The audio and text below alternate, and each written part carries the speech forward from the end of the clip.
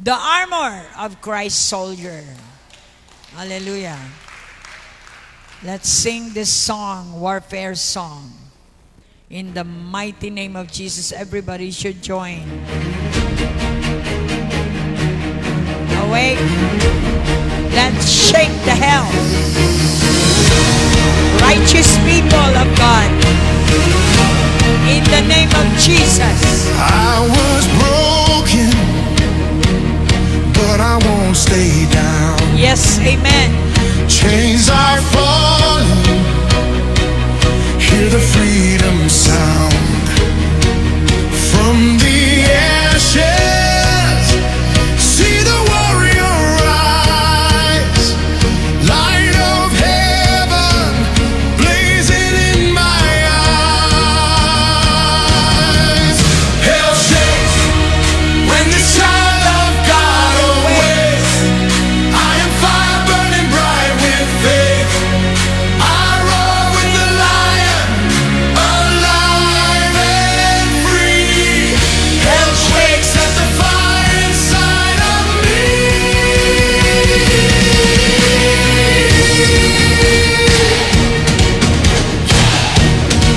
Roar!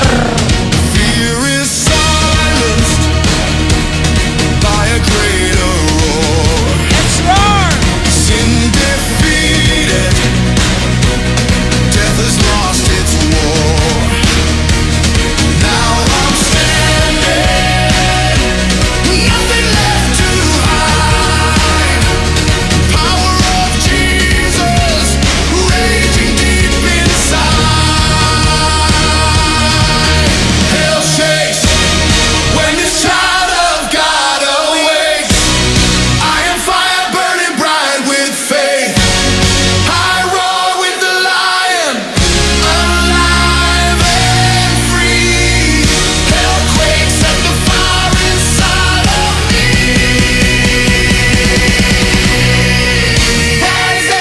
Rise up, children of God. Stand strong. Shout loud, press on, rise up, stand strong. Shout loud, press on, rise up, stand strong. Shout loud, press on, rise up, stand strong. Shout loud, press on.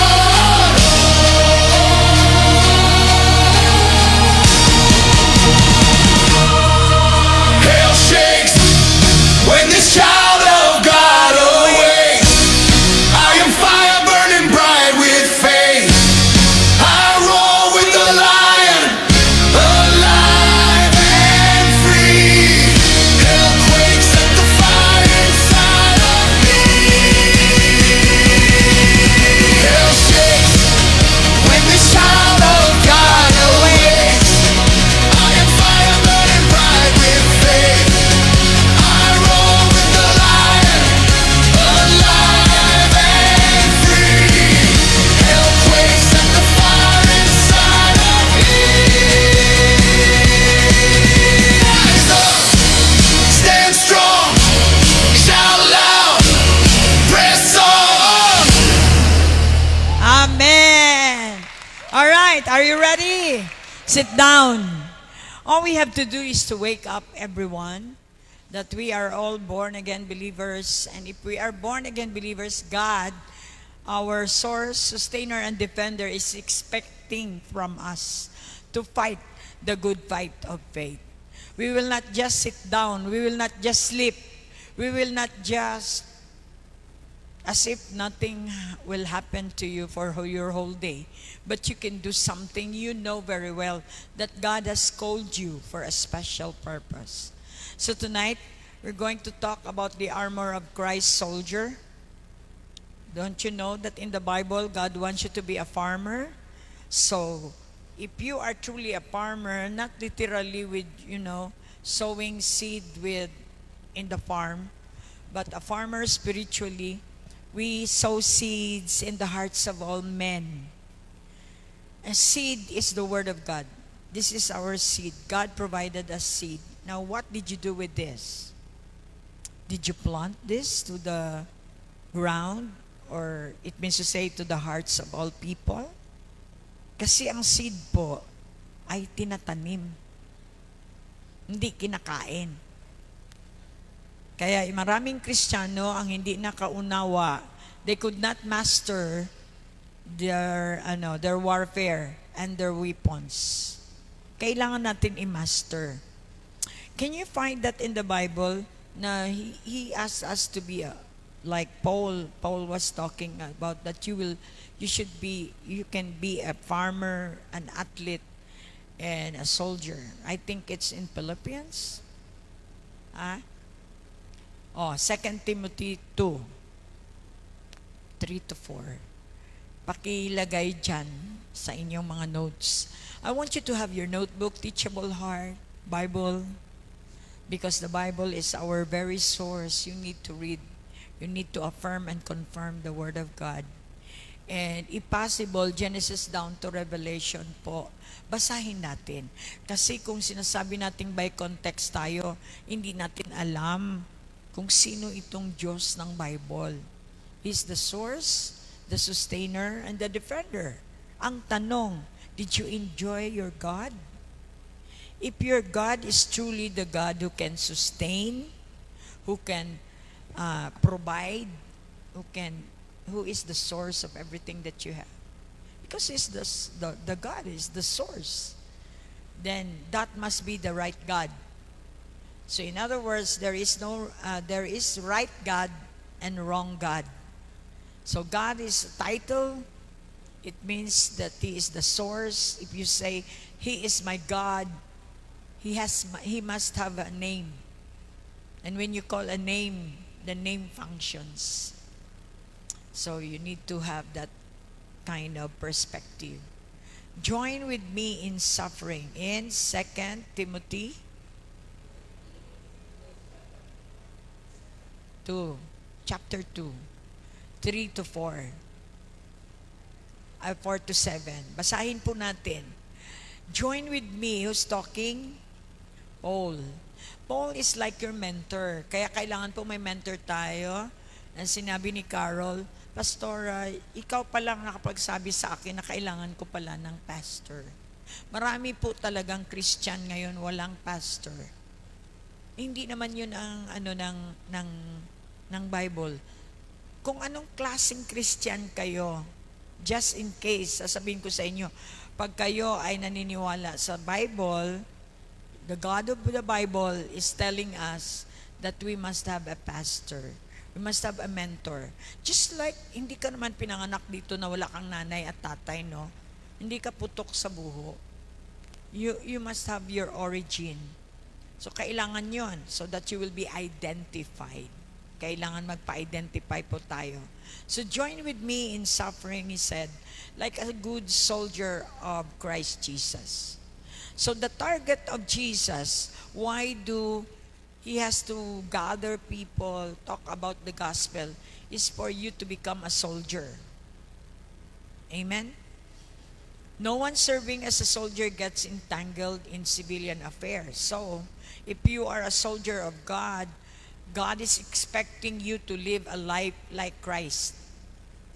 Hindi ka expected na umiinom ka rin sa Hindi niya ini-expect na magpo-pornography ka. Kasi expect niya na ikaw ay sundalo ng Panginoong Yesus. So, siyempre wala kang affair sa civilian. Naka-uniform yung mga military. Kompleto yan. Tsapa. Ganun din kapag sundalo ka ni Jesus. Hindi nga uniform sa pero yung spirit mo is katulad ng mga ibang mga sundalo. So it means to say, hindi ka na makikita sa worldly na pamumuhay. Kaya nagtataka kayo, marami pa rin Kristiyano na nagti-TikTok. We're not supposed to be entangled with that. That is a civilian affairs. Yung mga games na yan. So marami, di ba? So no one serving as a soldier gets entangled in civilian affairs, but rather tries to please his commanding officer. So siyempre pag may commander ka, talagang whatever your commanding officer say, kaya nga natutuwa tayo kay kay kay ah, kay General Torre. Galing yan dito sa Coronadal National Comprehensive High School, si General Torre. Wala siyang sinasagot sa mga bashers niya, kundi I am just obeying my commander officer. Yan ang tunay na sundalo. I'm so proud. Taga-atin yan. Si General Torre. So no one serving as a soldier gets entangled in civilian affairs but rather tries to please his commanding officer. Similarly, anyone who competes as an athlete. Kaya atleta, sundalo, atleta. So it connotes what? Discipline. Makita mo talaga ang tunay na Kristiyano, disiplinado. Siyempre may sundalo bang pag ganun kung mag-march? May sundalo bang mabaho? Maliban na lang kung nasa gera ka. Diba? I mean, siyempre dinidisiplina ka eh. Inside and out. Ultimo nga yung mga kuko, di ba? Talagang yan sa sundalo. How much more pag sa Panginoon tayo does not receive victor's crown except by competing according to the rules. So may rules tayong sinusundan. The hardworking farmer. So nabanggit po dito, athlete, farmer, at saka sundalo. So tonight we'll be talking about the armor of Christian soldier. Are you interested? Yes, you should know. Knowledge of the Lord Jesus Christ will give you victory. And the reason why my people fall, hindi ko alam yan. Sundalo pala ang, pag maging disciple ka pala, pag disiplina, or maging, ka pala, maging estudyante ka ni Jesus, ikaw ay magiging sundalo. So hard worker farmer pa should be the first to receive a share of the crops. Kaya wala dapat gutom dito. By the way, bakit kayo na hindi tayo tama yung ating kulang tayo lagi sa pera? Kasi nag-a-adjust pa rin tayo hanggang ngayon. Yung old life natin, civilian kind of life, nandyan pa. Di ba pag tayo ay sundalo, ang sinasabi doon sa rules, siyempre ngayon, yung sundalo dito sa lupa talagang natural sa kanila ang mambababae. Pero nasa rule yun, wala talaga dapat hindi ka mambababae. Wala kang sigarilyo, wala ka dapat ganyan. So, it means to say, ang sweldo mo bilang sundalo, sobra. Kung sumusunod lang ang sundalo sa rule ng bilang sundalo. So ngayon, gusto kong paabot sa inyo bakit hindi tayo nag-enjoy ng ating mga pera kasi naging civilian tayo. Palakpak. 7, reflect on what I'm saying for the Lord will give you insight into all this. Nagbibigay ang Lord ng insight niya, yung kanyang thoughts. Sabi nga nila, Pastor, bakit ikaw napigilan mo yung ganyan? Wala kang ganyan, wala kang ganito. Simply because I have the mind of Christ. Simple lang naman. Tanungin mo yung katabi mo, bakit ka pa nagkakasala? Ano ba yung mind mo? Mind ba yan ni Christ o mind ni Cleopatra? Check your mind kung ano ang laman ng mind mo. Kapag ang mind mo ay mind ni Christ, alam nyo naman, di ba? Hindi gumagawa ng kasalanan. Si Jesus, yan talaga ang tinanong ko kay Lord, ba't kaya ito? Tao din siya. 100%, di ba siya nagpipiko? Nagpipiko siya. Naglalaro sila ng pinsan niyang si John the Baptist. Bakit hindi siya nag-inom? Nung nalaman niya ang kanyang identity. Si Peter, hindi niya alam ang kanyang identity. Yan yung sinabi ng Lord sa kanya na, you will, I tell you, Peter, you will deny me 3 times. No, Lord. I will build you an altar. I will protect you. I will die for you. And then, nangyari nga, na-deny niya. Simply because si Peter ay hindi niya naisip na hindi niya kaya.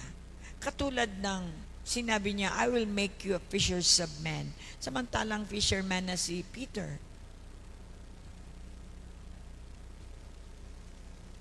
Pero sinabi niya pa, I will make you fishers of men. Why? Because it was He, si Lord lang, ang makakagawa, hindi ikaw. It so happen, nagfi-fishing ka, so tinawag mong sarili mong fisherman. Ngayon, nung wala na siyang nakuhang fish,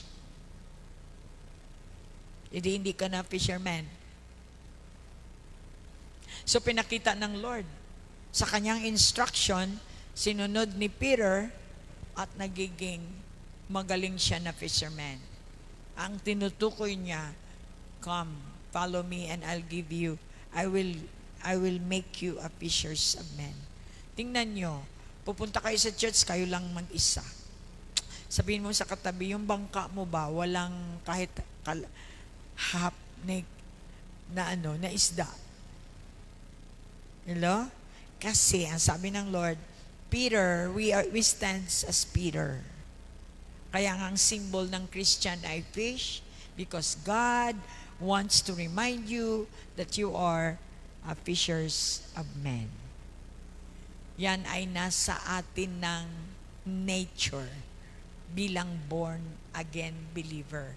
Sabihin mo sa sarili mo, ba't hindi nagumagana yung nature ko? Mukhang parang mahirap sa akin. It means to say, hindi ko pa nature. So what will you do? Magpa-adapt ka para makuha mo ang divine nature ni Jesus. Sa pamagitan ng kanyang salita, natural na lang na magiging fishers of men ka. Palakpak.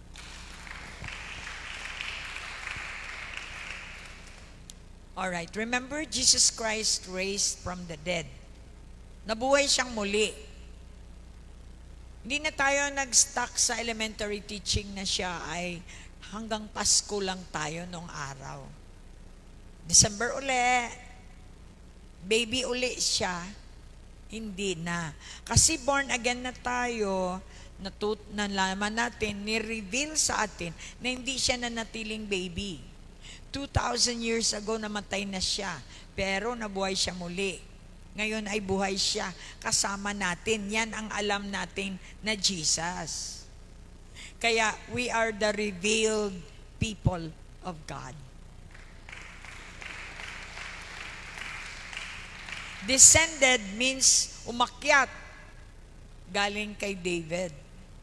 Doon sa, kaya nga Israel ang pinili ng Lord.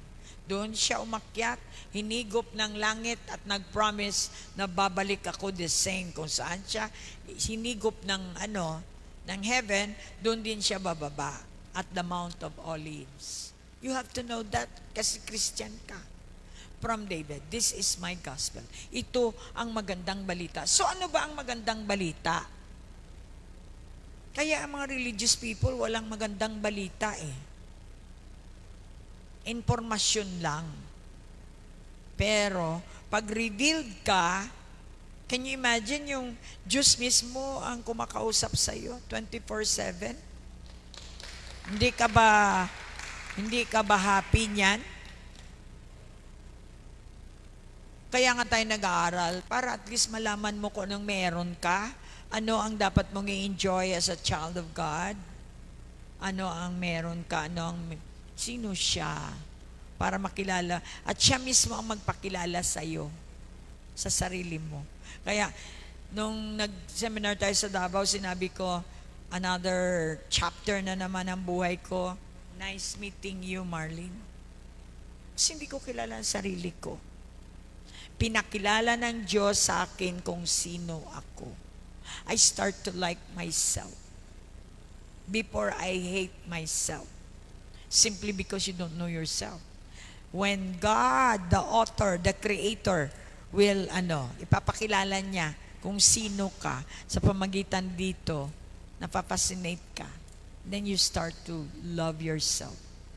Nakikita mo yung talent mo nung dati, hindi mo nakita. Yung mga talent ng iba ang pinapakialaman mo, hindi mo alam meron ka.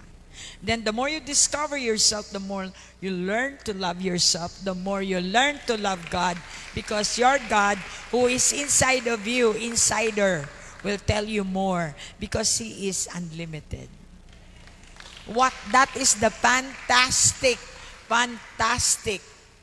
revelation that God had made into my life. Alam kong hindi na ako pareho ng dati. I know I am a new creation. Marami akong natutunan kahit natutulog ako. May naririnig akong mga salita. Siya yan. Alam ko siya yan. Dati-dati hindi ko naman narinig yan. At hindi ko na maramdaman yung mga nag-iinti sa akin mag-lust. Why? Because na-take over na ng Holy Spirit ang puso at ang isip ko. Invader ang Holy Spirit. He wants to invade you. Kapag pinasok ka na niya, no one can beat you. No one can touch you. He promised that He will never leave you nor forsake you. He promised that He will protect you from any harm. He promised that you will always be victorious because na-invade ka na niya. Hallelujah. That's why it needs maturity. Okay. Kaya nga pala, naghirap si Paul because diniscover niya. That's why one of the heroes of our faith is si Paul talaga. Kasi siya yung nag-dare na i-discover ang resurrection at ang death. Kung wala siya, hindi natin alam yan, na ang death pala ay pintuan ng buhay na walang hanggan. Sino nagsabi sa iyo niyan kung walang taong ginamit si Lord? So that's why God is so good. Alright, so let's go straight sa ating message, sa ating subject matter for tonight to learn. Kung hindi po kayo, let's say, pag dumating kayo, Christian kayo, lagi kayong duguan. You tend to be plastic pag hindi kayo equipped. Let's face it, may enemy tayo.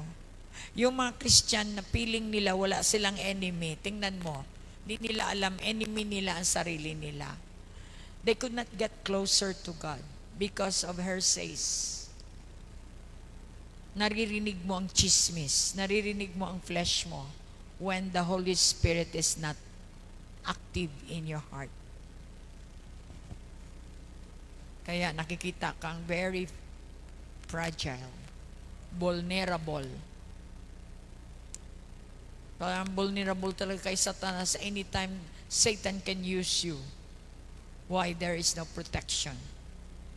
Kung gina-feed ninyo o na-feed ninyo ang spirit natin, ang flesh natin ay magpapa-under. Kontrolado siya ng spirit. Kaya free siya, hindi siya makagalaw, hindi siya makagawa ng kanyang fleshly desire, which is sin, when we are fed with the Word of God. Bakit ayaw nyong mag-equipping? Bakit ayaw nyong mag-Bible study? Kasi feeling nyo, alam nyo na lahat. Pagdating ng problema, talagang ipapakilala sa iyo si Lord na binigyan niya kayo ng equipping the saints para yan sa inyong growth. You did not avail, so sorry. You are Christian defeated. Ito ngayon ang laro ni Satan. He is working inside the house of God. Because of sa katamaran, prayerlessness is one. Kasi kung prayerful ka, you will be energized. Makikita ka sa lahat ng activity na pinlano ng Diyos sa iyo. Sabi mo, for my plans for you is to prosper you. But where are you? Sa plano, mayroon namang activity. Di ba pag nagplan ka, mayroong program, may activity yan. Itong gawin mo, itong gawin mo. Kasi ang plan ko sa iyo is to prosper you and not to harm you. Mas marami activity mo sa labas. It's impossible for you to be spiritual. You are civilian. You are not a soldier of God. The purpose of God, why gusto niyang maging sundalo ka, disiplinado. So we have 4 names, di ba, binigay. Ang unang name is what? Ano ka? Sabi ko na Saints. Kitaom mo. Nag-aaral ba tayo? Nag-aaral ba tayo dito? 1998 students. Anong tawag sa atin? Saints. Kaya nga, equipping the saints. Hindi pa lang kayo nagtanong. Mamaya may magtanong sa inyo dyan sa labas, hindi kayo marunong sumagot, then you say that you are equipped. Hindi ko kayo mabigyan ng equipping the saints na kailangan makita ko talaga na ginagawa ninyo. Answerable ako. Naibigyan ko kayo ng certificate, hindi naman ninyo ginagawa. Saints, bakit saints ang tawag sa born again believer? For your holiness. You are being set apart. Kapag ikaw ay natanggap kay Jesus ng totoo, genuinely, automatically, hindi agad-agad ikaw magbago. Introduction pa lang yon. Right after nag-altar call, tinanggap mo, o nag-recite ka na, Jesus is your Lord, what is next? You need to indulge yourself with the Word of God. You should have mentor. You should have church. You should have fellowship. You should have mentors. Number 1 yun. Kasi babe, Christian ka. Pwede ba yun? Pinanganak mo ang anak mo, pasapatusan mo agad. Yun ito nangyayari sa mga Christian. They don't understand. You should start to be a babe, craving for milk. And then until you crave for meat. Kaya may training din. Para simple lang po. You need to know, if you are born again believer, you're still a babe. If you are new fights. That's why you need the church. People will introduce modern Christians. Oh, you can go there, go anywhere, everywhere. How would you grow? You cannot grow by yourself or by inquiring to other churches and following what they are doing. It's a personal Lord and Savior. Personal. He is a person that personalized you. So thank God, maraming mga Kristiyano, hindi ka dapat nangungupya sa kanila. Dito ang base mo. Kaya ang religious nangungupya, na-notice ninyo kung ano mag-pray yung pastor, ganun ka rin. Kasi may sinusundan ka. Oh God, oh God, oh God. Oh Lord, oh God, oh God. Si Jesus ba nagturo sa atin yan? Wala. Saan yan sa Bible? Kaya nga dapat tayo ay based dito. Based on Jesus' teaching or doctrine. Laging magtanong, tinuro ba yan ng Lord? Hindi. So you have to unlearn that. You learn that from surroundings, from religious people. Kaya makita mo yung mga religious people, kung ano mag-pray ang kanilang pastor, ganon din sila.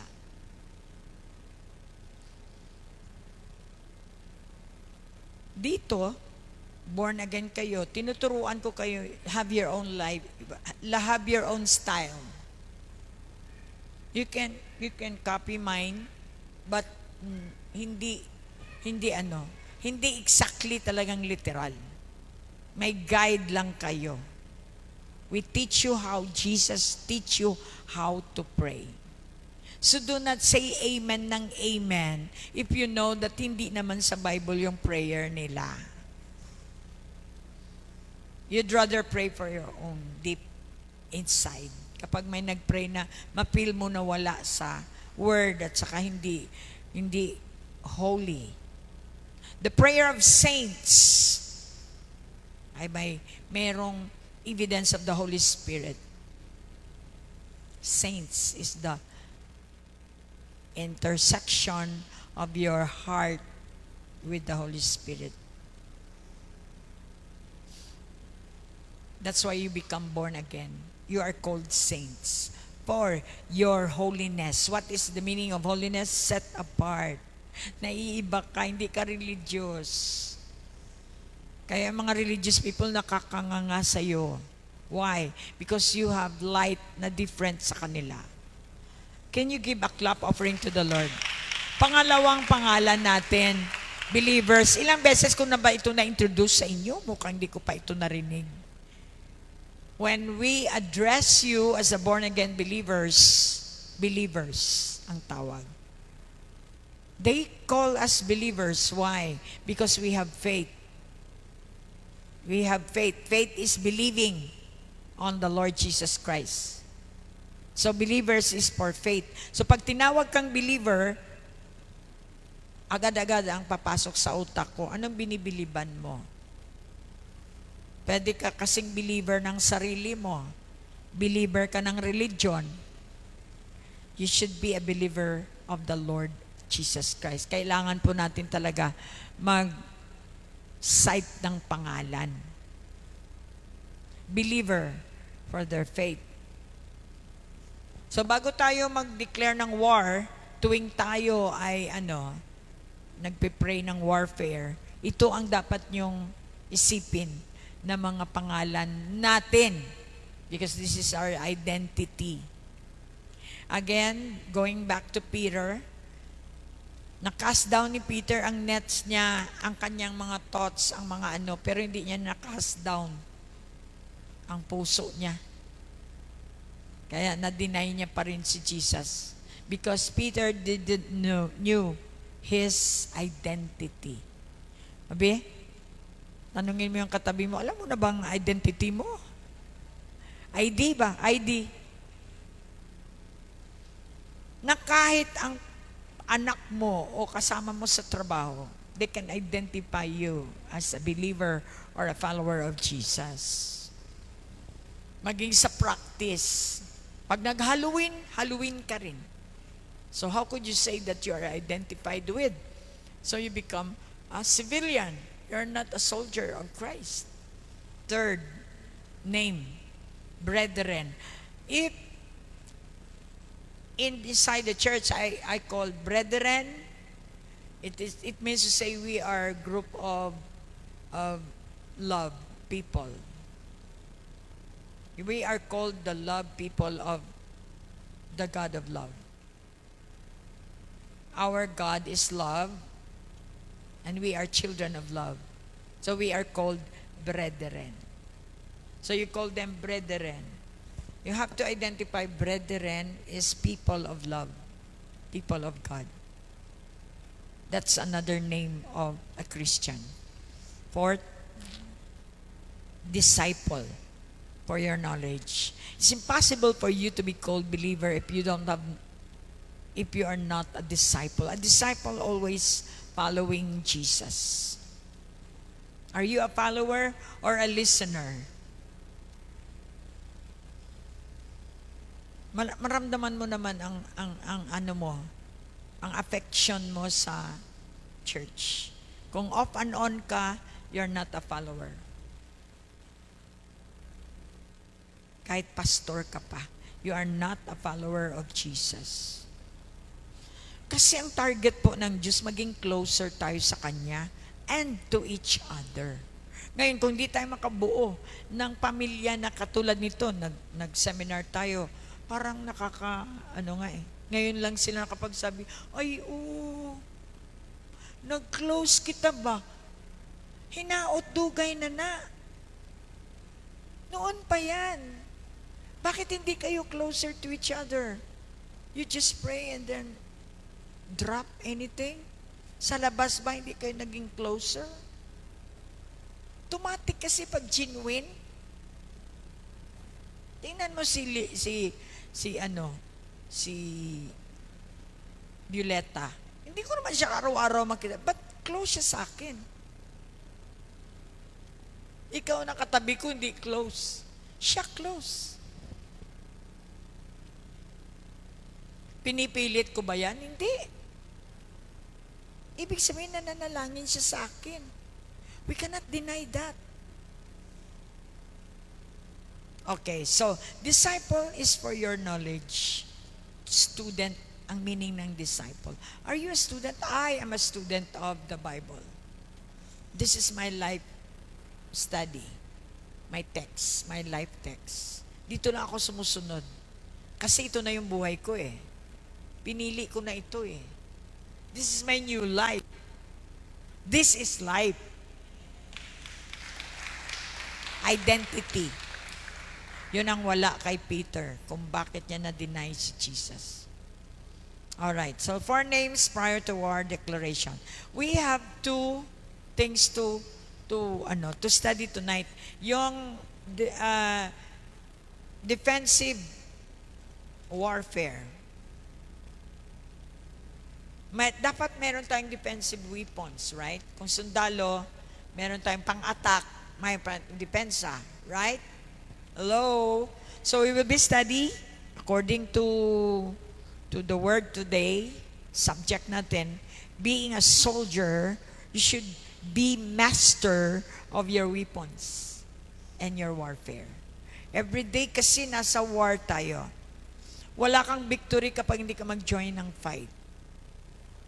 Hindi makagalaw ang Diyos kung hindi ka maniniwala sa Kanya.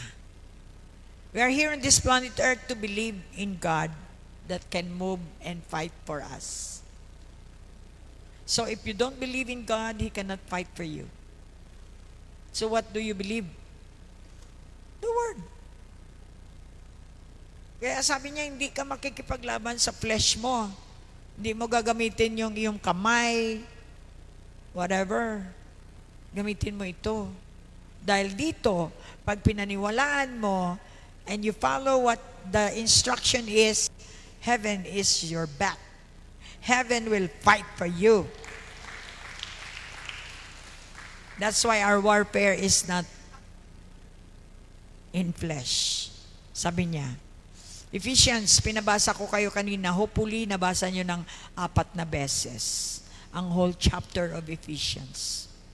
Kasi pag hindi nyo binasa ng buo, ganito lang din ang pangunawa natin, uwi kayong wala. So you have to see the full picture. What is Ephesians? Mag-extra mile naman kayo. Ano bang book of Ephesians? Para kasi ito na yung life study natin. Ano ba ang Genesis? Ano ba ang Exodus? Ano ba? What about Numbers? Hindi yung basahin nyo lang ang per verses. Born again na tayo. Ito na yung ating pagkain. We have to be familiarized and mastering the Word of God. Kaya lagi tayo may problema kasi hindi natin alam. Hosea 4:6 na naman. Alamin lang. Bakit ka nangihina?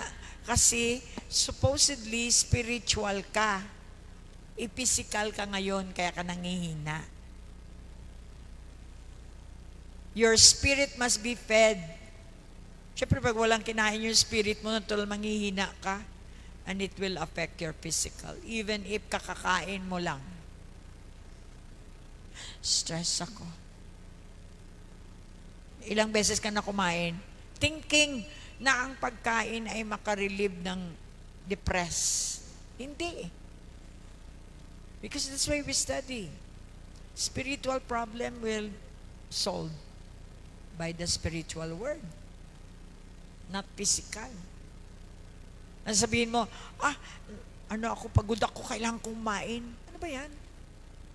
Pagod ka lang, kailangan mong kumain?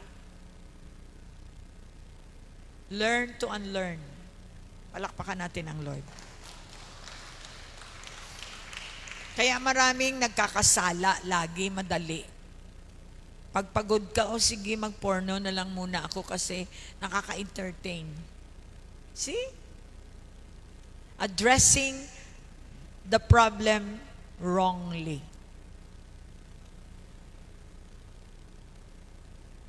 Feeling ko, galit sila sa akin. Feeling mo lang yan.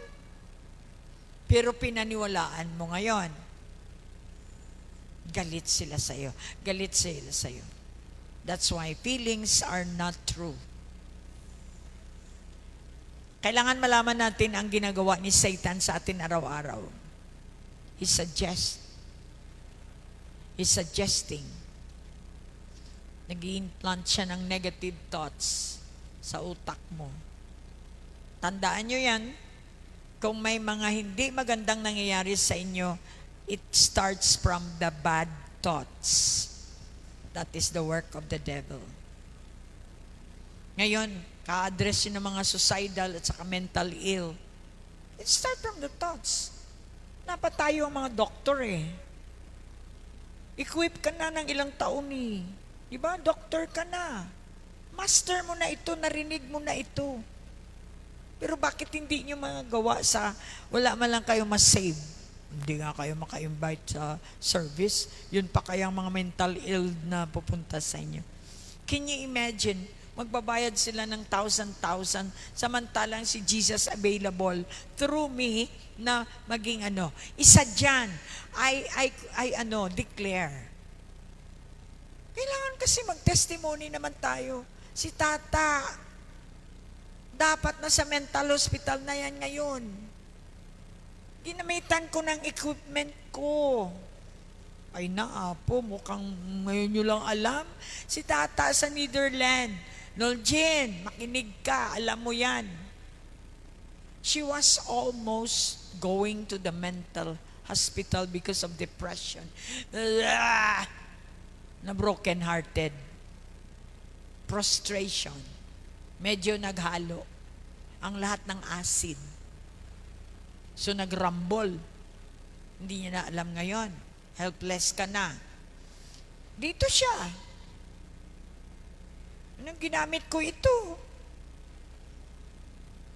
Christian na siya. Kaya tayo ang sagot ngayon ng mga mental illness na yan. My God, meron na ako dito na sample. Kayo, di ba? Na-heal kayo sa inyong mga utak na tuliro. O ano pa yan? Yan na, ito na yun. Don't you know mayaman ka because you have this? Hindi mo kailangan pumunta ng doctorate at mag-study how to assess mga mental ill people, mga depressed, mga kung ano-ano pa. The Word of God is inside of you. That's why if you're born again and you master that, you become the one that God can be using for somebody. Si Lily, hindi ba yan? Hindi lang sugat ang dyan.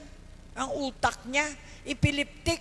May mga demons, alam natin. Dito nag-aaral tayo. All those things na sinasabi may mental illness is just simply because the demons are real. Ito ang pinag-aaralan natin dito. Bakit hindi kayo masaya na na-discover nyo pa lang? Supposedly sa mental hospital si Noljen. Problema siya ng parents niya, ngayon nasa Netherlands. Si Joy Bacod, bluntly I tell you, broken-hearted yan. UP graduate yan. 7 years po siyang nag-rehab dito. Matawag kong rehabilitation center ang church na mayroong Rhema word, Holy Spirit. At maraming mga broken-hearted ang pumunta kay Joy. Because kung ano yung healing mo, yun yung anointing mo to heal other people.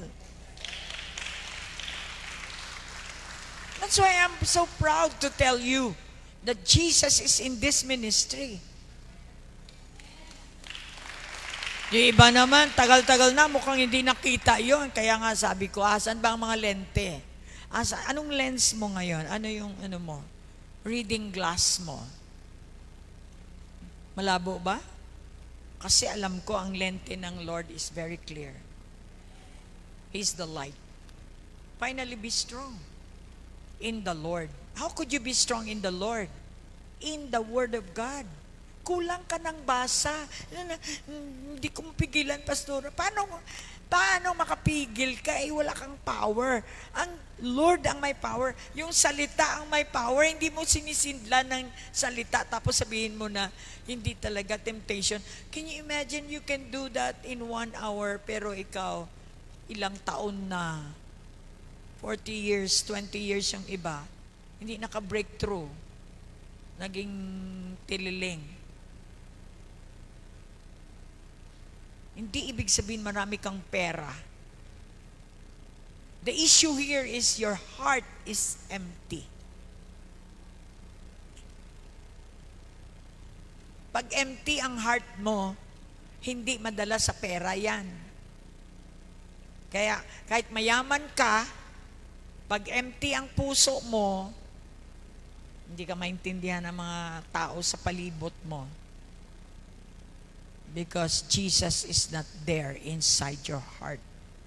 Kung totoong si Jesus ang nasa puso mo, hindi ka empty.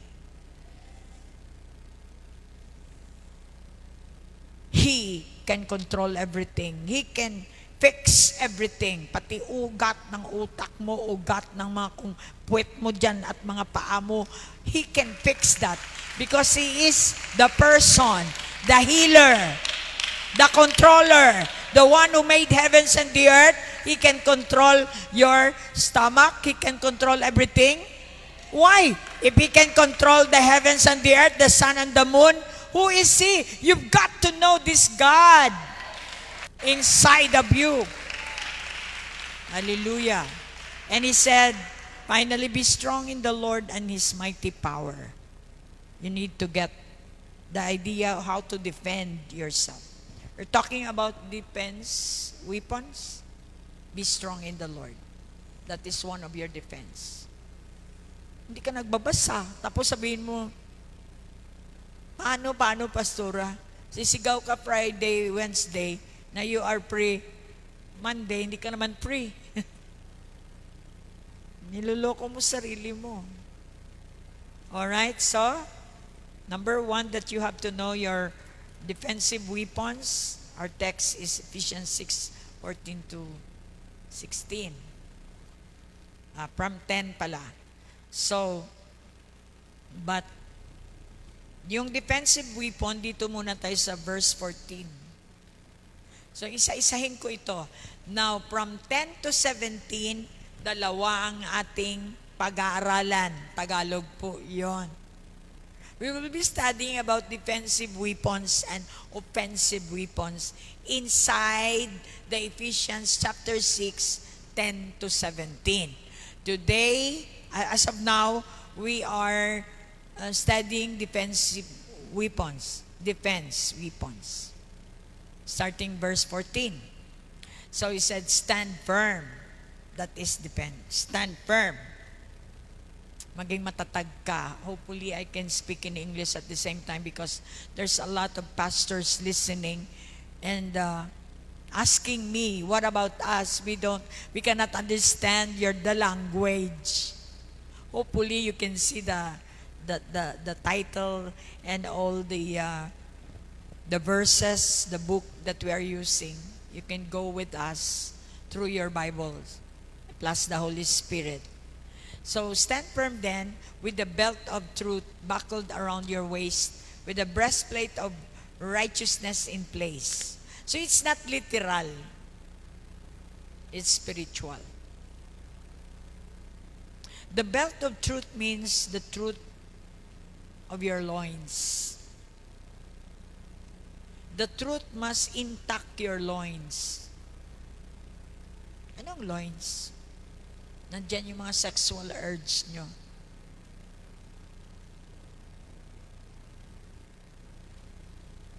Excuse me, naturo ko na ito buckled around your waist para intact yung loins mo.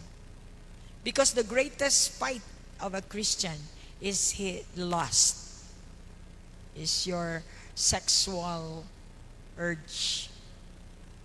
So dapat yung belt nakatak, buckled talaga ng truth. So ano ang truth? Na hindi mo gamitin ang iyong sexual Oo. Sa mali. Pag ginamit mo, then you are vulnerable to the enemy. So how could you defend yourself? You cannot defend yourself. Take note. Kaya pala vulnerable ka sa kalaban. Buckled around your waist with the breastplate of righteousness in place. So your heart must be full of righteousness, which is Jesus is the righteousness. Not your righteousness, but His righteousness. So yan ang number 1. Stand firm with the belt of truth buckled around your waist with the breastplate of righteousness in place. So, God wants you to know that the defense is what we call the helmet of salvation. Our defense is what? The helmet of your salvation. Those are the helmets of salvation. The Word of God is the helmet of salvation. Yung utak mo ay dapat puno ng salita ng Diyos. Jesus is the salita, di ba? O ba't ikaw pag mag-ano ka, naintindihan mong dapat kang mag-helmet? Pag nagmotor, ano ka, nag-ride ka ng motor, ba't ka kaya mag-helmet? To protect your head. Because pag yan ay tinamaan, fatal, patay ka. So, ganun din sa spirit. May bunit ka nga, wala ka namang helmet of salvation. Nakakalusot yung lust. Hallelujah. The darts of the devil is the things of the demons. Nakakapasok sa utak mo. So, you have to wear your helmet of salvation. That is number one defense weapon for a Christian. Bilisan natin. And your name must be written in the book of life. It's not because you lay your hands and people will be healed. It's not enough. Is your name written in the book of life? How do you know? How do I know that my name is written in the book of life? Because you love the Word of God. Your name is written on it. Di ba may kanta tayo? Salita, ginagawa mo lagi, puro salita ginagawa mo. Your name is engraved in the book of life. Nakasama ang pangalan mo dyan. Kasi doer ka ng salita. So, that our names are written in the book of life. Number 2, the breastplate of righteousness. Sabi niya dyan, the breastplate of righteousness in place. Ito yung pangalawang weapon natin sa defense. Weapon natin, defense weapon. Matthew 5:20. Hindi self-righteous, kundi Jesus' righteousness. Beware kayo sa self-righteous. That's why lagi nating basahin ang salita ng Diyos so that malaman natin kung we will know if mga desisyon nating righteous ay galing kay Jesus o galing lang sa atin. 5:20, for I tell you that unless your righteousness surpasses that all the Pharisee and teachers of the law, you will certainly not enter the kingdom of heaven. Kapag under the law yung righteousness mo, you cannot surpass. Surely you cannot enter the kingdom of heaven. How do you know na naka-enter ka sa kingdom of heaven? You're receiving power. Nandiyan ka lang pero may power ka. Power to think, power to forgive, power to do this, power to do that, power, power, power. When we say kingdom, power yan. Kingdom of heaven. So, how do you know? Kasi hindi nakikita ang kingdom. Nakikita sa resulta. ikaw lagi kang masaya. Para kang wala kang problema. May problema naman. Kaya lang, yun nga, na-set apart ka. Iba ka magdala ng problema. Lahat ng tao may problema. But if you enter into the realm of the kingdom of God, yung problema mo manageable. You can dance, you can clap in spite of problems. So may power ka. Compared doon sa hindi nakapasok sa kingdom. Hirap na hirap yung hindi nakapasok. Last lang hindi niya kayang alang power. Mas powerful si Satan. Tapos sabihin mo, greater is He. Who is He? Which is our topic this Sunday. Yung tinutukoy mong He, si Satanas. Greater is He. That is in me. Ano niya? Last yan eh. Pag may last ka, hindi yan si Jesus. Satan yan. So greater is He. Kaya natatap ni Satan ang iyong prayer. Akala mo, diretso sa Panginoon, kay Satan pala yun na-address. Why? Because you are not changing. Okay, you have heard that it was said to the people long ago. Alright, so number 2 yun na, breastplate of righteousness for defense. Number 3, the gospel of speech. Preaching the gospel is your defense. Pangatlong depensa. Kapag napipreach ka ng gospel, tulad niyan, iniintis ka na naman, nagsasuggest naman ang demonyo na mag-masturbate ka, magporno ka. Preach! Preach the gospel to the Spirit. Preach the salvation.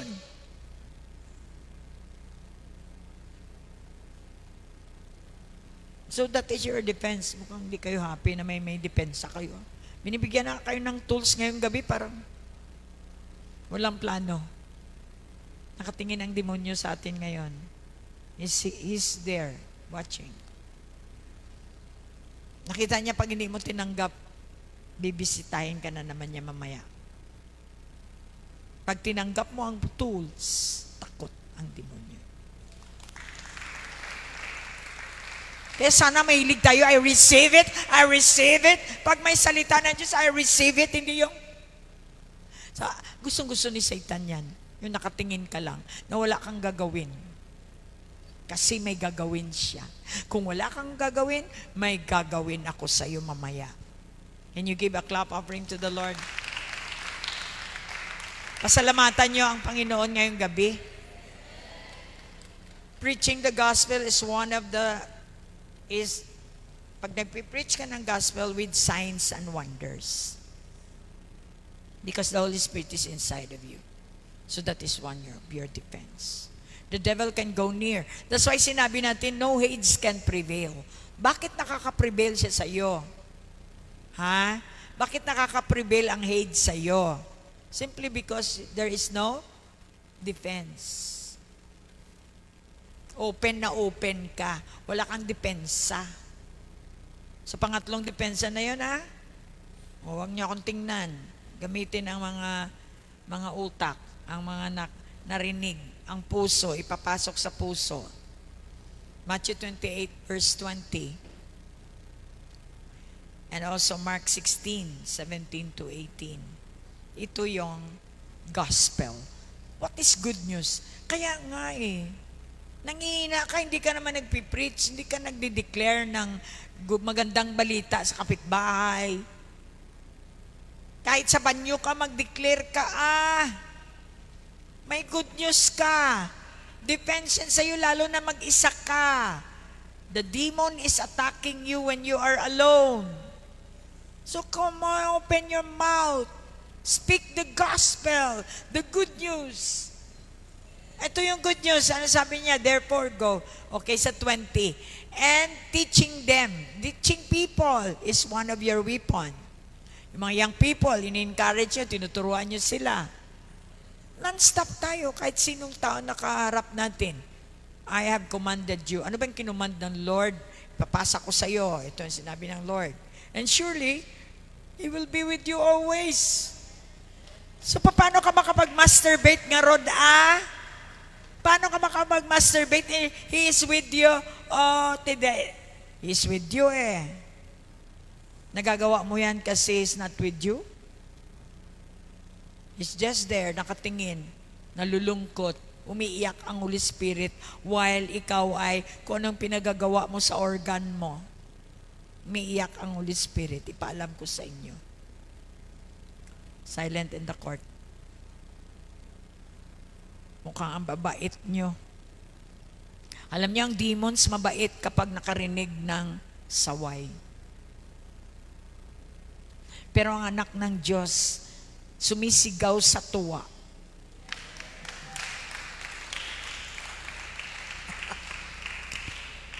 Ay na, apo! Para kayong mga walkie-talkie. Pag sinusian, susi. Personal, Lord, and Savior ba siya sa inyo? So wag mong hintayin na magsigaw yung iba, magsigaw ka rin. If you feel na talagang tinamaan ka, nag-ghost bump sa'yo, wow, Lord! May freedom ka. Hintayin talaga na magpalakpak yung iba para magpalakpak ka. You're a fake. Naintindihan nyo? So sabihin mo sa katabi, mag-unlearn ka na ngayon ng mga bagay na pattern. So sayang ang inyong mga pamasahe pumunta rito para hindi kayo maka-adapt nito. Kailangan nyong i-adapt ito. Hello? Nahilig kasi tayo talaga magtingin-tingin, sapatos. Sabi ng Lord, pwede ba ako ang tingnan mo? Ako ang namimigay ng sapatos. Palakpak. Turuan sila. Isa sa mga depensa is yung mag-preach ka ng magandang balita. Declare ba? Magandang balita. Uy, alam mo, yung ulo mo may nana, si Jesus makahil. O depensa na yan sa'yo. Narinig ng demonyo yan. Wala siyang lugar para mag-workout sa'yo. O sa gabi, ano ba ang ano mo? Diyan ka na naman. Tutukso-tukso. Lalo na pag may ulan, pahiwod-hiwod ka mo da. Natural ba? Bakit parang hindi kayo makasalita? Dahil ayaw niyong ibisto ang ginagawa ng demonyo sa inyo. Kaya hindi uso sa atin yung hanggang dito lang yan Huwag mong ipagsabi. Sabi ko, kilala ko yan I know that. I was there before. Shh, tayo, atin lang ito. Kaya marami ang mga Kristiyano na until now nagmamasturbating pa rin dahil para sa kanila ito ay natural. Yes po, natural yan sa impyerno. Yes po, natural yan sa sinful nature. So ibig sabihin, wala ka pa bang divine nature? Of course, process yan. Pero naman, tagal-tagal mo na. Sa pananampalataya, why are you still practicing sinful nature? Kulang ka ng divine nature. Yun lang naman. Let's solve the problem, okay? Wala man lang kayong ingay sapagkat hindi pumapasok. I'm sorry. Pag hindi siya pumapasok, talagang sarado. Kaya nga hindi ako conforme sa Kristiyano na nasanay sa church, amen. Walang ginawa kundi amen na lang ng amen. Kung ano sabihin ng pastor, amen. Pero hindi totoo yung amen. Hindi niya ni-receive yung salita. Nakasanayan na lang. I-unlearn mo yan. Marami tayong i-unlearn tonight. Hallelujah. So I cite you the gospel, the preaching, to defense weapons. Pakiulit nga, 3 depensa. Number 1, wear your helmet of salvation. 2, breastplate of righteousness. 3, the gospel of speech. Punta tayo sa offensive. The greatest victory na matamo na isang Kristiyano ay offensive weapons. Pagod na tayo kadepensa ng depensa, defense ng defense. Hello? Nandito ba mga estudyante ko? Oh. Pagod na tayo depensa. Hanggang kailan ka ganyan. Andyan ka na naman magnanakaw. Andyan na naman yung nananakit. Ganyan na naman. Ang ganyan. Ang tunay na born again believer na sundalo, because that is our topic for tonight, is what? Offensive.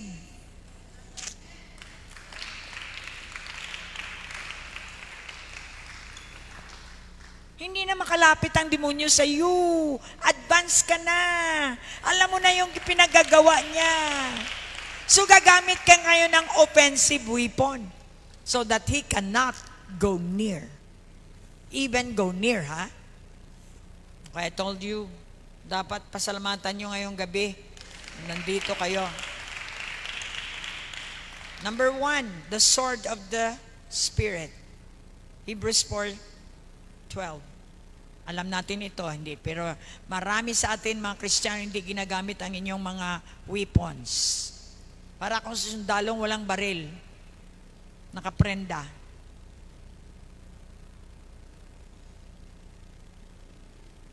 I remember when I had inspection. Ang daming mga sundalo, walang mga baril. Sabi ko, Manong, saan yung mga baril nyo? Sinagot ako, nasa prenda, pastora. Paano yan kung lulusubin kayo dito ng mga kalaban? Pupusing tayo, pwede ba yon? Di para tayong nasa Quiapo. Ang tunay na sundalo ay may baril. Praise the Lord. So kawawa talaga ang Pilipinas, Okay, for the Word of God is alive and active. Huwag kayong basa ng basa. Ipasok nyo sa puso ninyo na ang salitang binabasa ninyo ay active, mangyayari. Kasi kung hindi ganon ang pangunawa ninyo sa binabasa ninyo, ganon din ang mangyayari, walang mangyayari. Pero pag binasa ninyo, as in naniwala kayo, mangyayari yan kasi active and sharper than any double-edged sword. Kung nasaktan kayo sa mga pinagsasabi ng mga demonyo, alam nyo, Satan is this. Kailangan kilalanin nyo rin yung enemy nyo.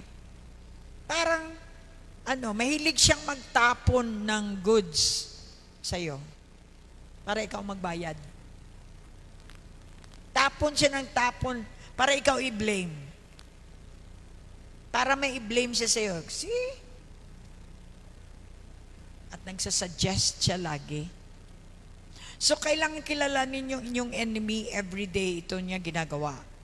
So, the Word of God is like a double-edged sword. Kaya dito siya natatakot sa double-edged sword. Hanapin nyo ang kinatatakutan ng enemy nyo at doon kayo para kayo ay safe. Amen. It penetrates, nagpipenetrate siya, pumapasok siya, even to the dividing soul and spirit. Kaya nakakahil siya Kung nagtago man ang hurt, sa gilid ng puso mo, alam mo, marunong din magtago ang mga hurt, mga chismis. Sabi mo, hindi pero nandyan. Kung hindi mo maamin na chismosa ka, kasi ang chismis ganito, nagpapaaway sa tao. Marami dito. Ito yung problema ng church kahit saan ka pumunta. Gossip. At hindi mo alam, mabait ka pero gossiper ka, spirit kasi yan. So before you know it, kapag may mga parang naghahanap ka lagi ng chika-chika. Kasi yan yung food ng spirit. Hanggat hindi mo yan na-deal, until na hindi mo na alam kung paano mo i-control ang sarili mo. Kasi ang gossip masarap. Para siyang ice cream. Pero kung may salita ka, kapag nakarinig ka ng word, agad-agad kang sumasagot. Kaya marami nagsusumbong dito sa akin. Ang sagot ko ganito, gawin natin ang tama. Siguro kung hindi ako ganito sa church na to, wala nang tao dito. Mababait kayo sa akin pero hindi nyo alam, magawa kayo ng talk sa So, para kayong nagti-treadmill, wala kang mapuntahan. Simba ka ng simba. Iyak-iyak ka pa. Tapos sismusa ka. So, walang business si Lord sa'yo. Kasi, ang hinahanap ng Lord ay yung nagbi-build up ng body of Christ, hindi nagsisipak. Lahat tayo may sasabihin talaga. By nature tayo, masaktan. Automatic yun, may sasabihin ka, alam mo, siya din gani, ganyan. Ako din. Pile na. Diba? Until yung nakarinig, hindi na gaganda ang tingin nila sa tao. Bilang isang sundalo, you need to be sensitive. Kapag may sinasabi na negative, try with your own best na ituwid. Mga chismosa yan sila, pastora. Ano sasagot ko bilang pastor? Maganda yan. Palitan lang natin ang topic, maging chismosa tayong lahat. Yun naman ang sabi ng Bible. Kaya iba talaga pa nagbabasa ka ng Bible eh. Tama ba? Ang lalabas sa bibig mo is yung, ano ba ang sasabihin ng Lord pag ganito? Huwag tayong mag-away. Pwede naman nating gawa ng paraan na para hindi na umabot sa Kasi pag nagsumbong ka, let's say sinabihan ka, tapos pagdating doon iba ang story. Situate lang tayo na wala tayong cause, hindi tayo cause ng division ng mga tao. Kahit asawa, anak. Handle your speech. Yung salita mo na naka-angkla dito. Kasi ito makatunaw ng mga masasamang diba? Pag chismis, gumagawa ng colorful tutunawin ang salita ng Diyos. Kaya nakita nyo, may nagasumbong sa akin, sinabi mo daw ganito, hindi ko ikaw sinasabi. I fix it. Pagdating sa akin, ayokong ipasok sa heart ko yan. That's not for me. Hanggang tenga ko lang yan. Hindi siya dapat. I have to take good care of my heart. Yun yung defense. Kung may narinig kayo mga salita, huwag niyong dagdagan. Ako naman minsan kung mapagsabi, ganyan, may magsunod agad, o nga, ganyan. So, anong gagawin mo ngayon? Napatungan ka ng marami, diba? Ganunin mo. No. Kung yung pinag-usapan naman yung mali lang na yun lang, mali. Hindi yung, nung araw, ganyan din siya, ginawa niya rin ako ng ganito, nung 1992, 1993, hindi na maganda yun, di ba? So, the Word of God is penetrating into the bone marrow kasi lahat ng nagtatago dyan, ultimo yung last mo, nagtatago dito sa iyong, alam mo, ang tirada ng demons, ang iyong spinal column. May magtataka ka, ang sakit mo na sa spinal. Marami sila dyan. Yan ang kanilang kinukomunidad. So you better ask the Word of God, a double-edged sword, so that it can penetrate in the place where they are hiding at magsisilabasan sila. Hindi na kailangan mag-altar call permis si Pastora, okay? Alam nyo na. Kasi masarap ang may alam. So it penetrates even to the dividing soul and spirit, joints and marrow. It judges the thoughts. Dito tayo tinitira ng demonyo, thoughts, negative thoughts. So ano sabi niya? I-judge ng salita ang thoughts mo. So pag nagpa-judge ka dito, makukorek yung negative thoughts. Hallelujah! At ang attitude of the heart. Mahirap kasi magiging ugali mo na. Mabugnutin ka na because of the negative, yung hurt. Pumasok na sa heart mo. Magiging ugali mo na. Magiging attitude mo na. You need to stop. So the power of the word, doon ko nakita talaga, wow. Kahit anong galit ko talaga, minsan kay Pastor Alfredo, basta mag-isip lang ako ng salita, tutunawin niya. Practice lang. Sa umpisa, medyo mahirapan ka hanggang sa ilang taon na marunong na ako. Galit na galit ako. Iikot lang ako minsan yan. Parang Darna. Pag nakaano ako ng word which is the rock. Dara! Bigla kong sasabihin sa kanya na, halika na, magkape na tayo. Ganun lang kabilis kasi ang pananaw ko sa salita ng Diyos, powerful. Nakakatunaw. Kahit anong height ng taas ng galit mo at sa boiling point ng iyong blood pressure, the Word of God can melt you. Thank God for Hebrews 4:12. Ay, paborito ko talaga ang Hebrews 4:12 na yan, aside from 1 John 3:8. Talagang yung dapat meron ka mga sword. Marami kang salitang gamitin mo. Usually kasi araw-araw mo nang nakakasala mo. Everyday mo yung everyday mong experience, bakit hindi mo hanapan ng solusyon? Hindi yung naghihirap ka araw-araw ng buhay mo, the same problem, hindi mo ma-solve. Amen. So, yon ay the sword of the Spirit, offensive weapons natin. Number 2, the name of Jesus. Philippians 2:7-11. Ang pangalan ni Jesus, huwag niyong baliwalain. Ako rin minsan, nakaranas ako parang expression na lang, the name of Jesus! Pero sa totoo lang, walang dating, di ba? Kaya makita mo wala rin power. Kasi parang ginawa mong expression. Renew your mind kapag nagsabi ka ng name of Jesus.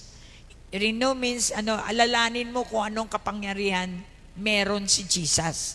Bago mo bigkasin, the name of Jesus, merong nirelease ka na power na alam mo, na talagang powerful si Jesus. It will come to pass. Okay? Rather, He made Himself nothing by taking the very nature of a servant, being made in human likeness. Ano to? Philippians chapter 2, 7-11. So, rather He made Himself nothing by taking the very nature of a servant, being made a human likeness. So, humility. It calls for humility. And being found in appearance as a man. So, naintindihan natin na tayo ay man, makasalanan, but He humbled Himself by becoming obedient to death. So, obedient to death. Ibig sabihin, hanggang wala kang itira, talagang gusto mo mag-obey 100%. Even death on a cross. Yan ang nangyari kay Jesus. Being found in appearance as a man, He humbled Himself by becoming obedient to death. This is to have offense, weapon. Although ikaw ay tao lang, but remember, when you obey, you will be like Jesus. Even to the death of the cross. Yung bang gusto ng Lord ipakita mo rin na katulad ni Jesus. Therefore, God exalted Him to the highest place. When you humble, humility is the best place for lifting. If you want to be the greatest of the kingdom of God, in the kingdom of God, learn to humble yourself. Learn to say, I am nothing, but you are everything, Lord. then He will raise you up. Therefore, God exalted Him to the highest place. If you want to be exalted, you need to humble yourself. Give Him the name that is above every name. So the name of Jesus is so powerful na nakikita mo, nung nag-humble ako, dami kong hinambulan dito, naramdaman ko yung paglip up ng Lord sa'yo. Yung taong minimenos ka, mataas ang tingin nila sa'yo because of humility. Kaya huwag kang oportunista. Hingi ka ng hingi sa tao. Katulad ng nangyari sa atin, hindi ako opportunista. Alam ng Lord yan. I always have investment in every seminar. Hindi ako getting. Giving ako. Hindi ako getter. Kahit anong seminar, I always invest. Hindi ako yung libre yan. Kaya nakita ninyo, after the seminar, I am willing to pay another room para lang mag-enjoy kayo ng swimming nyo sana. Because I don't want na mag-presume ako na pwede pa ako mag-stay. Sad to say, meron talagang Christian, Kaya nga hindi mo masabing Christian, na nagsabi sa may-ari, na hindi siya masyadong kilala, na pwede ba daw siya mag-seminar ng katulad ng ganon. So nakakahiya, di ba? Parang sa akin, madadala ako dun eh. Pastor din ako eh. So yung may-ari, nagsabi na, what a nerve. Hey, nilibre lang kita dito, tapos ngayon, gusto mong gagamitin yung lugar ko para sa seminar uli na gano'n. It's because of somebody. Kaya nagkaroon tayo ng pabor. Kaya wag nyo yung gawin na parang feeling close kayo, tapos bago lang kayo nagkilala, tapos parang feel nyo. Tingnan nyo yung inyong Kaya gano'n ako. Alam nyo yun, hindi ako palibre. Alam nyo yan. Kung totoo kang Kristiyano, hindi ka pa libre. Kawawa nga yung mga religious people, mahilig sa ganon. Kaya hindi kayo maka-breakthrough sapagkat yun yung na-learn ninyo sa ibang mga pastors. Unlearn that. You need to invest. Kaya ang tingin sa akin ng lahat ng tao doon mula sa nag-cook talagang mataas. Because you hindi ka ganon. Kayo pag, yung feeling close kayo, wag yan.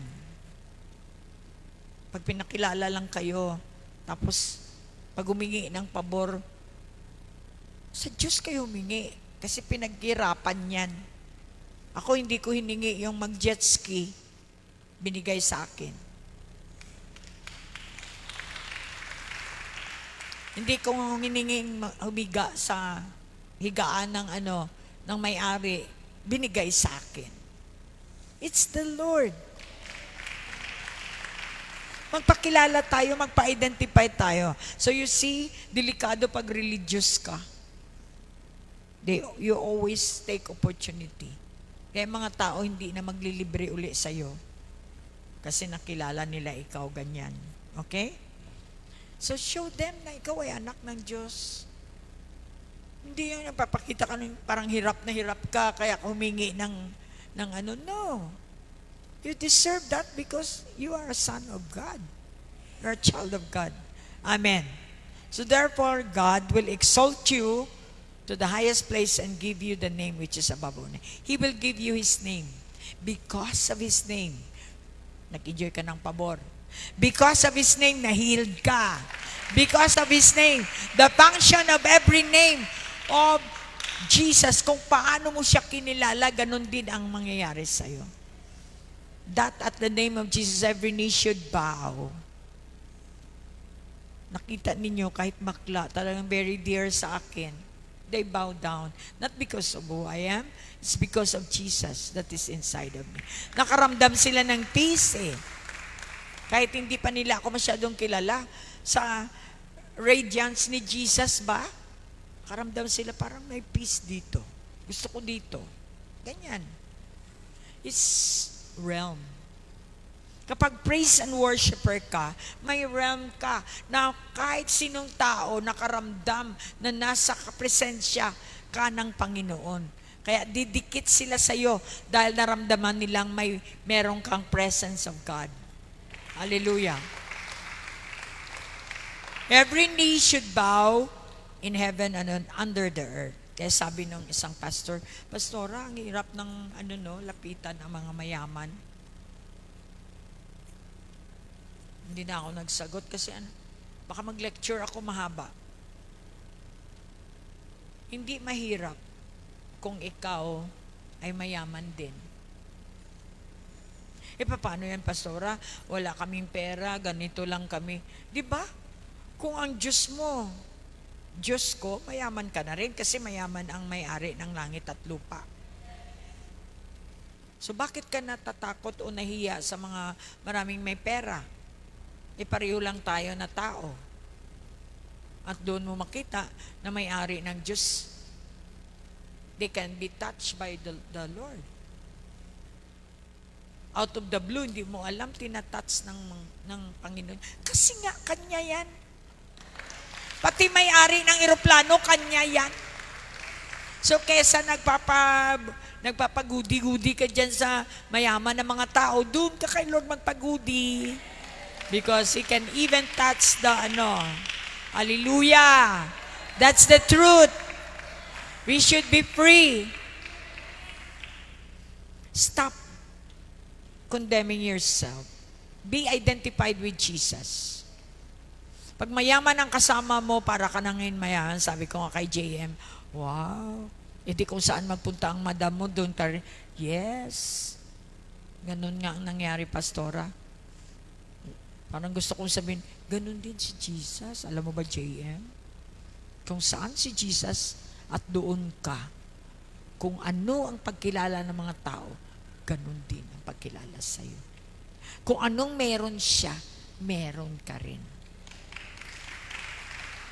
You can always have the opportunity to preach the gospel sa mga tao. Good news. Tapos na tayo sa iba ka, iba ako. No, there is no division. Tinanggal na ng Lord ang partition because of His death on the cross. As long as sinusunod mo ito, marami naman kasing mga Kristiyano, pastor pa man din, hindi naman sumusunod. Siyempre, paano naman ang Holy Spirit gagalaw sa iyo kung hindi ka sumusunod sa kay Jesus? Ang usapan, sundin mo si Jesus, susundin ka ng Holy Spirit. Ililid ka pa. Palakpak. 11. And every tongue acknowledge that Jesus Christ is Lord, to the glory of God the Father, until we ourselves can see all over this planet Earth, lahat klase ng mga tao, anong kulay ang mga dila nila, whatsoever, ay makita natin na nagbabow down tayong lahat sa iisang pangalang Jesus Christ, the King, forever. Hallelujah! So that is number 2, last. Number 3, the blood of Jesus. Ay meron pa pala, number 4. The blood of Jesus, Revelations 12:1, 11 pala. The blood of Jesus, Revelations 12:1. Talking about offensive. Kaya nga pag may di ba? Yung mga chismosa ba? Malaman mo parating ka pa lang, nagsisialisa na sila. Because the offensive weapon is in me. Yon, palakpak. Pag too spiritual ka, nagsisilayasan na silang lahat. Sasabihin ka pa, pwede ba, maikli lang yung prayer kasi napapaso kami. Palakpak. Huwag kayong magalit pag sinabihan kayong ikli lang ang prayer. Sabihin mo, yes, ikliin natin. Pero lagyan mo ng double-edged sword. Ganon din yan. So a great sign appeared in heaven, a woman clothed with the sun, with the moon under her feet, and crown of 12 stars on her head. You can imagine. She was pregnant and cried out in pain as she was about to give birth. So that is our our offense.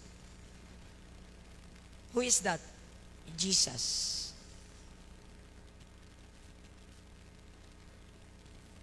Carried by the church.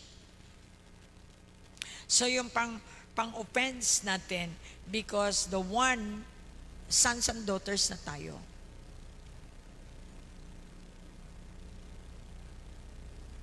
We have been given birth through that woman.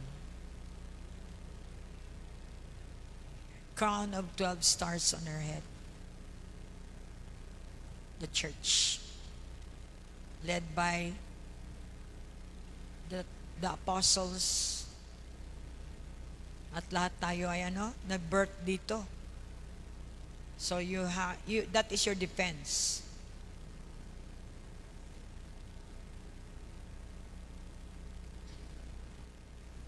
Malalim, That's why you need to read the context. Read nyo ang context. Ano ang depensa natin dito? Pang-offense pala. Is the son. Your sonship. You have given birth through the church. The woman who gave birth is the church.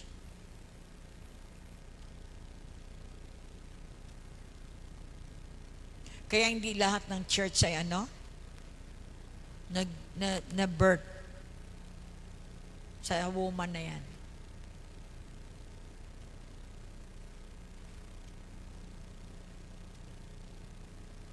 Malalim siya. Church. Kaya makapag-offend kayo ng kalaban because you are the birth. Pinanganak kayo dito. Yung 12 stars, yan? Yan yung mga apostles. Yan yung mga foundation natin. Hello? That is the sign appeared. So, ang explanation yan dito sa atin sa lupa. Yan yung sign doon sa langit na may 12 stars on her head. She was pregnant, cried out pain as she was about to give.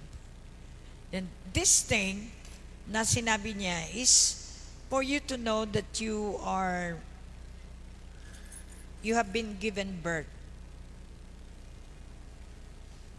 Ano yan? Revelations 12:11. So if you read the whole context, it's all about the church.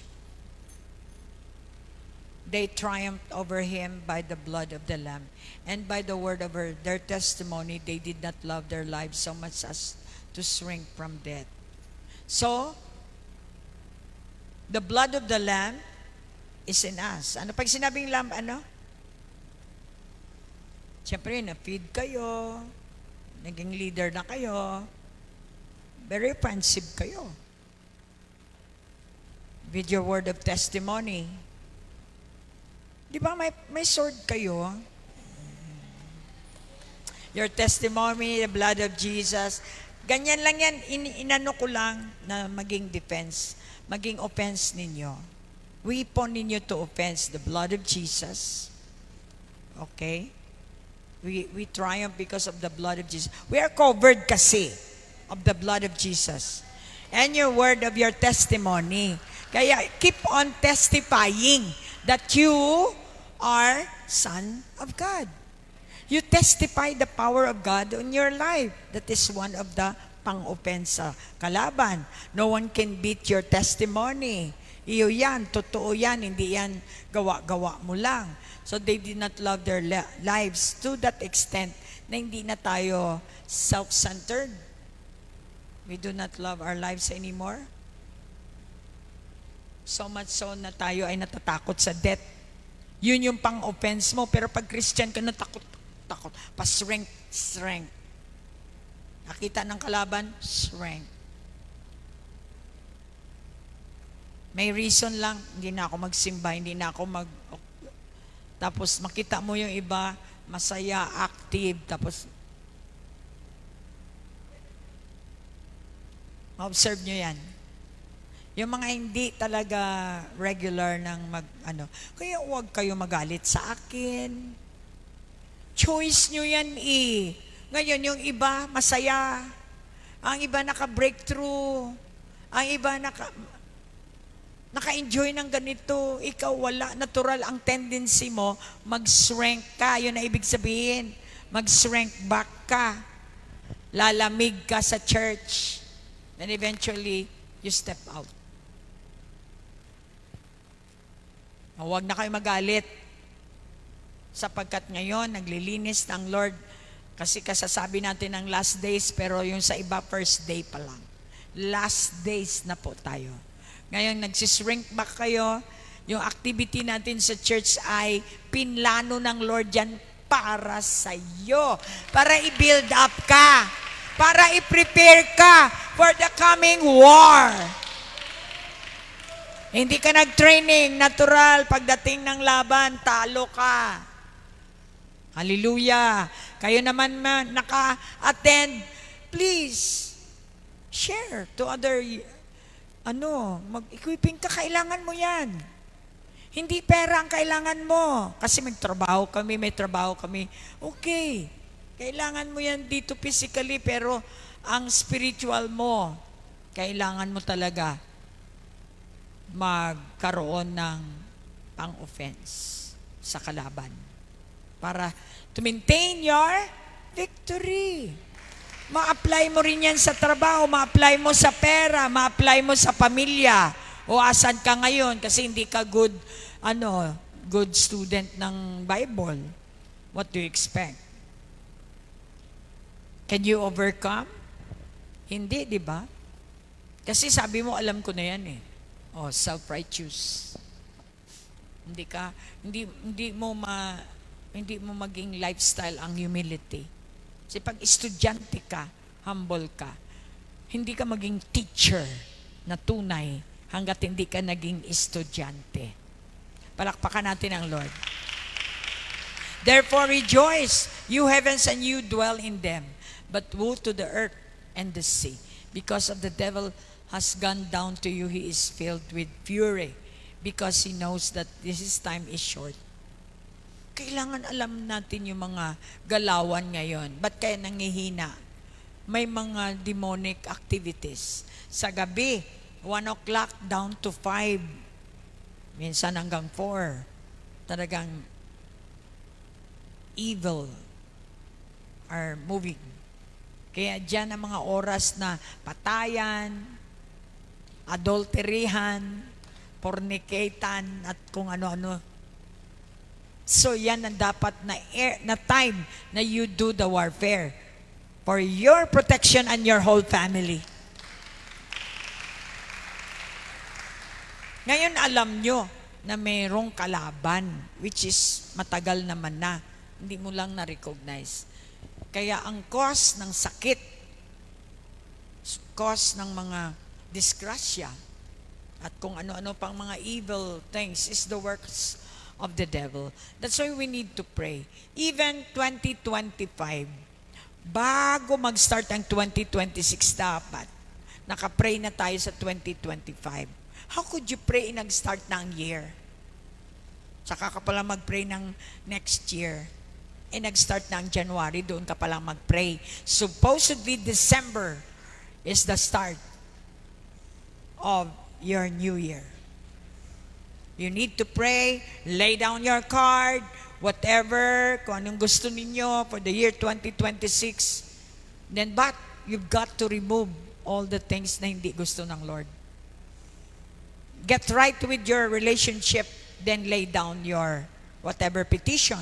For the Bible said, if you abide in me and my word, which is double-edged sword, will abide in you, signs and wonders will follow you, then surely the presence of the Holy Spirit, the God who made heavens and the earth, is nasa loob mo, then you can ask whatever, and it shall be given unto you. God is hearing me. At natutunan natin pwede ka magreklamo sa Diyos. Unlearn those things na hindi pwedeng magreklamo. Sa tao, reklamo ka ng reklamo, wala naman silang magawa sa iyo. Sa Diyos ka magreklamo kasi may gagawin ang Diyos kapag nagreklamo ka. Dad, ba't wala akong pera? Anak mo ako. Be personal. Huwag yan masyadong, bawal. Tatay mo siya. Sabihin mo, Lord, ba't wala akong pera ngayon? Lord, yung inihingi ko, bakit wala pa? Hindi pwede, hindi walang sagot. May sagot talaga yan. So be honest kung ano naramdaman mo. Lord, God, Dad, I'm mad. Galit ako. Pwede.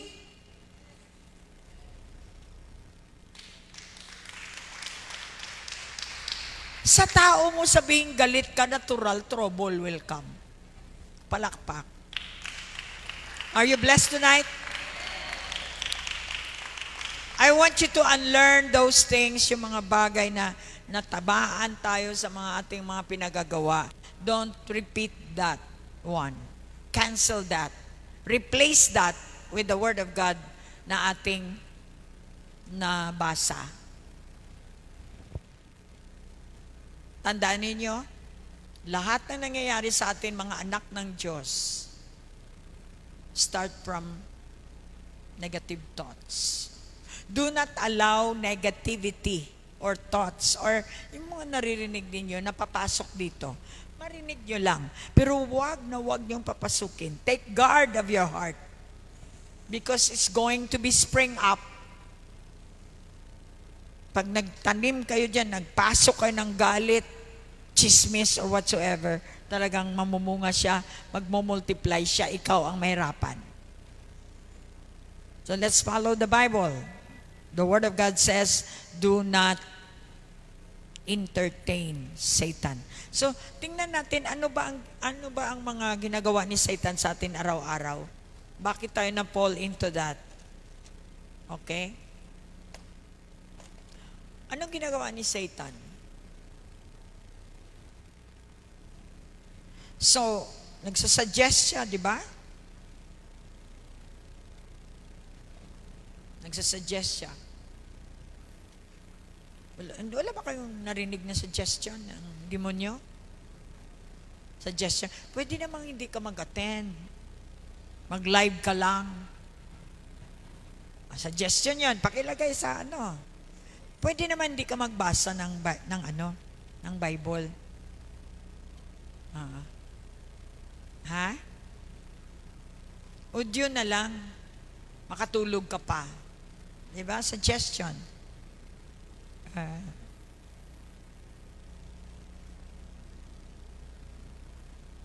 Ano pa? Confrontation. Yan. Hindi.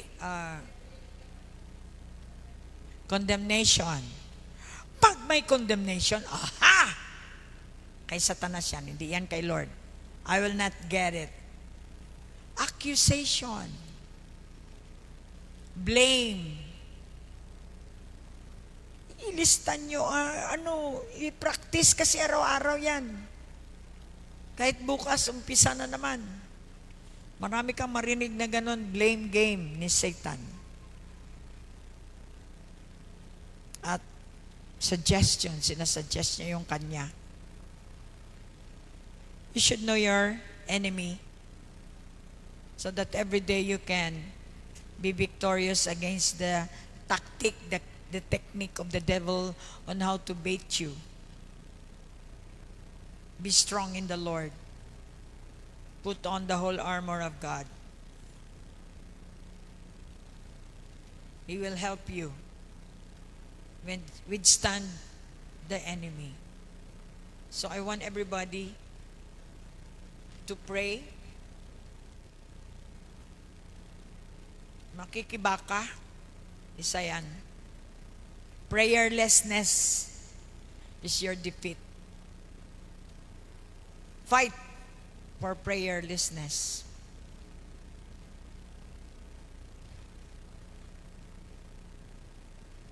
fight against prayerlessness. Ang tamad ka mag-pray. Parang feeling mo, total alam naman ni Lord. Parang ganon. Sasabihin ng demonyo, alam na yan. Hindi na kailangan mag-pray. No. Pag may narinig kayo, kalabanin nyo. Hindi nyo baliwalain. Because at work si Satan.